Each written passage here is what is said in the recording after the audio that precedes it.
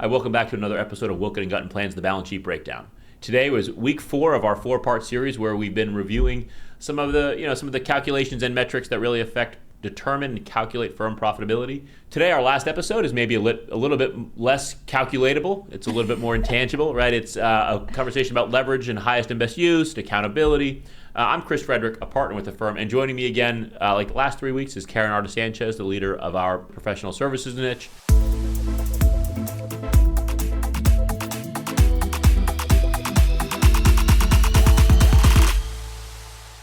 So Karen, I really appreciated you sitting down with me the last 3 weeks, and I'm excited to sit down with you again. Yeah, this has been great, and I'm starting this 4th episode with some mixed emotions because I know I feel like hanging out. We have had something good going, and so just as a bit of a recap, right? We've had a good conversation week 1 about utilization, right, which is the thought of our staff spending time between billable tasks, non-billable tasks. Realizations, how those billable tasks get billed and what we're able to kind of collect on that. And then last week's was margin and profitability measures, which was maybe a bit more understanding of how that top line billed revenue kind of falls down to the bottom. Yep. And Karen, I think we both mentioned a few times during this, about how important people are, how a bit of a task to find and retain good people, and so I think the next is, how can we ensure that everybody's really functioning at their highest and best use, that we're getting the most out of everybody, right? From the managing partner down through the administrative folks, our marketing folks. I mean, everybody, right? How are we making sure everybody's doing their highest and best use, and what that means and what that looks like? Even internally, we have an acronym that we've started using, HABULA, HABULA, which really stands for highest and best use, leverage, and accountability. Just going back to your point, we've said this, a number of times over the past 3 weeks, in a professional services firm, people are one of the most important assets, if not the most important asset, because the business wouldn't operate without the people. You mentioned this a couple of times. It's getting really, really difficult to find good quality people nowadays. So the people that we have, we want to make sure that they are functioning at their highest and best use, and that, that they're doing, the things that they want to do, the things that are valuable to the firm, because you have to have both. And once firms and leadership in professional service firms find that right balance, that embodies HABULA. Yeah. Right? And Karen, to your point, getting people to do what they want to do, right, is not just, I would love to go back to doing staff level work because I was super comfortable in it and I can do it really well and I can do it quickly, right? But to me, it's also just as much about the staff pushing the managers, pushing the partners, right, to say, hey, we're all in this growth mindset. Every one of our staff wants to grow and wants to have new challenges, and really leveraging and continuing to push everybody to say, hey, the task that I did last year can be done by somebody else this year, and I can free myself up a bit. Exactly, and that's the key to this whole concept of HABULA is leverage. You just said it perfectly. What I did 10 years ago, I should not be doing now. I've learned so much more, and I should be doing higher level things. But in the same token, I'm not going to be here forever. So in order, to continue that growth mindset and longevity and legacy, and our firm just celebrated its 40th anniversary. Right? So, without that growth mindset and the continuing to train, your successor, this all falls apart.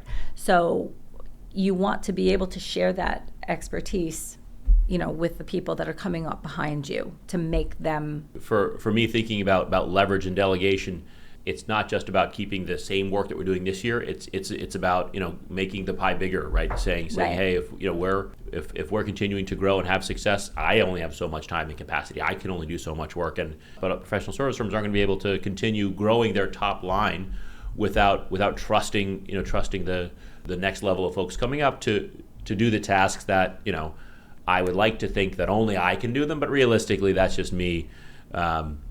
Being hesitant to pass some of this work off. And I think that's, in professional service firms, trust is a big thing.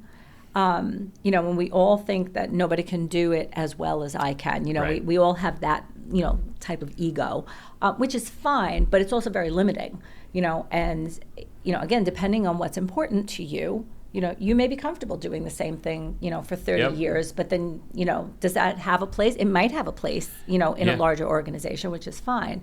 But the goal here is to, push as much work down as you possibly can to train people, right? Our people, we see it all the time. Our younger staff are clamoring, begging, for more opportunities, more responsibility. And they're also the ones, I think, 9 out of 10 driving the innovation. 100%. Right? I don't, half of the technology things that look, I can turn my computer on. Right, that our folks right out of college, they come and they've seen, some of the audit sampling forms and sampling technology that exists. To me, great, right? It's really leveraging the skill set of everybody.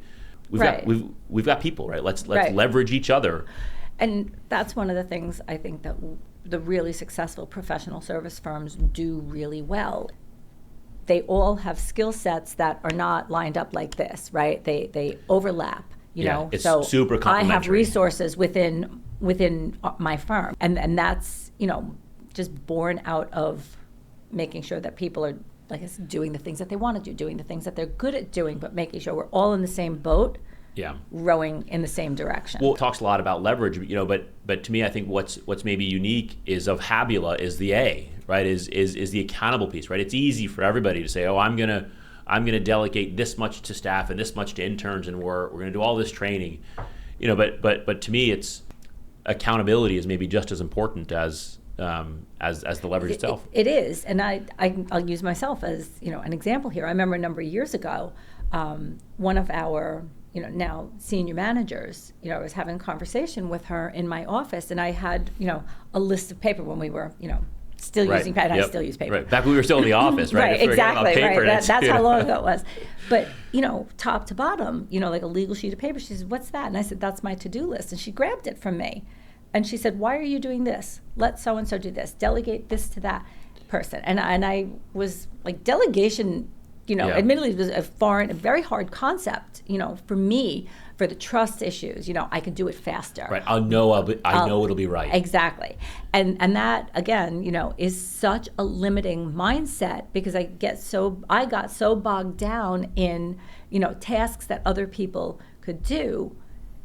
I could, think of it this way. If that person, that younger person who could do half the things on my list, having that, delegation mindset, which is a hard thing, and I want to talk about a tool that I used, but the accountability piece, to your point, that was accountability in action. Exactly. Somebody was saying, Karen, you shouldn't be doing this. Right. We have people to help. Right. And like you said it before, these are the tasks that are maybe a stretch task for some of the staff, some of our seniors. That they want those stretch tasks maybe more than we want to give it to them. Correct. And so to your point, having somebody come in your office and say, no, you should not be doing this. Right. Give it to these people. And it's funny, because I've been in this business for a very long time, but I still hear from people that I used to work with many years ago when I started my career. Well, when I started in this career, people dumped files on my desk and walked away, and I had to learn on my own. And they had trust, right? So again, harping on the trust, but if you don't trust somebody, how are they ever going to learn? So you have to trust that they're going to figure it out, and you're always going to be there to provide guidance along the way. Last episode we mentioned you're an optimist, right? And so to say, hey, yep, you're getting these files dumped on you with little to no guidance. Mm-hmm. Hey, that's a bad attempt at leverage, right? But that's saying, hey, I can't do this work. I'm passing it off to you. I think, like you said, we as a firm, and certainly many others, strive to set them up for success. That when I don't think we're no longer dumping files on people's desks anymore, right? But when it comes time to say, hey, here's my to-do list, I need some help. Right. There are people to leverage. Exactly. And when you look at your to-do list, not everything is delegatable, right? I don't even know if that's a real word, but not for this conversation, but I'll mention, one of the tools that I used in order to figure out what could be delegated and things that I had to do is called the Eisenhower matrix. Yep. And it's just a quadrant thing where you categorize your to-do list. You have to fit into, one of 4 boxes, and tasks that are in a certain box get delegated. Right. So I found that, very useful. And also, using my partners, my peers, to help me, do you know anybody that's capable of doing this? Right. It's a team approach for us, and I think our suggestion would be the clients aren't my clients. They're our clients. Right. And so whatever it takes to most effectively and efficiently serve that client, let's go with that route. Right. I don't. If my biggest complaint is the people who I call my clients are calling my managers, my senior managers, that's a success, right? I don't think, I don't take it as though I'm being squeezed out of the middle. I look at it to say, no, I'm empowering. We're empowering people to be successful, right? I don't have to feel like I've got to hold everything in my little desk because these are my clients. I think it's no, we're a team. Basically what you're doing, what you're describing is training your successor. Right. And, those of us that have retirement aspirations, you need to do that. Yeah, and again, for sure. To continue, the business, know. So Karen, right? You and I are going to retire together in 25 years. Something like that. We're both, give or take 20. Right. That's just it. It's always thinking about, the next man up at every level, right? I mean, and so I remember one of our shareholders here told me when I started that in order for me to continue to progress at what I was trying to go from, that supervisor to a manager level, it was, Chris, you've got to find someone to be you on the jobs that you do now, right? And so I don't think leverage is just a high level management function. I think everybody has to be looking at their plate of work and saying, hey, it's important that we're all doing our highest and best. Nobody wants to maybe do more work than we need to, and there are teams, whether it's everybody from the interns, the staffs, the seniors, they're all clamoring for these new opportunities, and so it's important that everybody's pushing the work down. And it doesn't have to be a one-way push, right? We talk a lot about pulling work. Yeah. So, and I have a number of people, that work on my teams that say, what else do you have? What can I do for you? Do you need help? Well, the example you shared wasn't the managing partner coming into your desk and saying, Karen, push this down. Right. No, it was someone who's, arguably a level below you on the hierarchy saying, Karen, this isn't where you belong. And the other reason why this is so important is because of technology and how quickly technology is developing, right? Artificial intelligence it's here. It's not going away, and it's already, taken tasks, that humans used to do, and now they're not doing it anymore. So unless we continue, to push work down and give tasks that currently can't be done by AI, right, then we're just going to end up with firms just with high-level people, which doesn't, that can't continue forever. Well, and Karen, to that point, right, I had a call with one of the colleges local to us, and they are leveraging ChatGPT in their lessons, right? They're telling their students to utilize ChatGPT for certain aspects of it, and then hey, check it back to the authoritative literature. Right. So to think that these folks who are coming out of college in 2 to 3 years, 4 years won't know more than me about automation would be naive, right? So I think really leveraging the skill set of everybody. Right. As opposed to, like you mentioned earlier, well, it worked fine last year, it'll work fine this year. Yeah. Getting kind of out of that mindset. Look, what we're talking about, again, challenging the status quo, right? We're just sharing information here. It sounds like we're talking about really radical things. And to some degree, we really are, right? Because, a lot of professional service firms have just a very traditional mindset. Traditional, thank you. I was going to say ancient, but traditional. Right. Traditional is a better word. Traditional mindset where you have to sit and grind, and passage of time will, people will be elevated. But again, technology is changing the way that we do our jobs, which means that when we train people, we have to find different ways to train people. We're not training entry-level people anymore, right? We're now we have to figure out how to train at a middle-level skill set, right? Because all the entry-level work isn't being done by humans. There's a lot, to the point you made earlier about, hey, when people drop files on your desk. I remember when I started, most of the technology we use now didn't exist. Right. And it was stacks of paper sitting in client's office for weeks. Yep. I can't believe how quick the years go, but it wasn't. I'd like to think it wasn't that long ago. It wasn't that long ago, right? Well, imagine if you were my age. So. Yeah, no, Karen, listen, I agree. And to me, the kind of takeaways, would love to hear yours. To me, the takeaway here is there are folks, I think, in every professional service organization looking for these opportunities. And it's up to everybody, top to bottom, to both push work down, pull work down to you if you're somebody maybe on the other side of the typical delegation desk.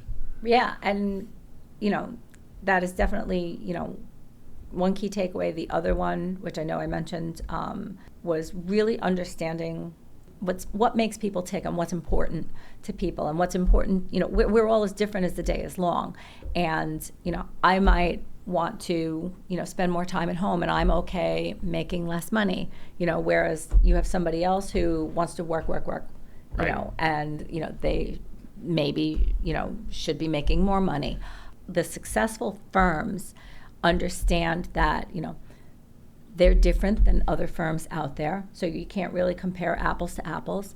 And within each firm, you can't really compare apples to apples because practice groups are different. They're run differently. Right. They have different like you said, business models. even the people have, it's understanding what motivates each person. Correct. Not everybody's here for the same thing that maybe you or I are here for. Right. And, the most successful firms are the ones that can figure out, the secret sauce is figuring out how to manage all of those differences, in the best interest of the firm. Like what's the common goal? What's the overarching goal? So this has been really fun. This is something I'm, super passionate about. And I love talking about this stuff. So. Yeah, for sure. And Karen, as we wrap up, certainly thank you so much for joining on the series. I hope we were able to, maybe bring some insights, spark some thought, spark some conversation, with some of our ideas. I don't think anything we said over these 4 weeks was earth-shattering or new, right? But it's a different way of thinking. It's a different way of thinking, and a lot of this stuff, it takes a few times hearing it to really, put it into practice. Right. Yep. So that brings us to the end of this episode and to this series. Thank you for joining Karen and I on the special edition of the Balance Sheet Breakdown, the Wilken and Gunn Plan podcast, where we try to help you make sense of the numbers.